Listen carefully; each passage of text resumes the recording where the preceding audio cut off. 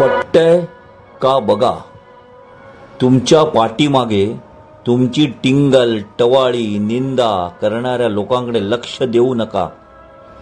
कारण ती लोक तुमच्यातील दोन चांगल्या कारणामुळे तुमची निंदा करतात.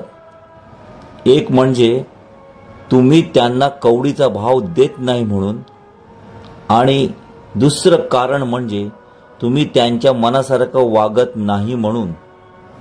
निंदकाशिवाय तुमची प्रगती अशक्य आहे. आयुष्यात खुश व्हायचं असेल तर कौतुक ऐका, आणि यशस्वी व्हायचं असेल तर निंदा ऐका.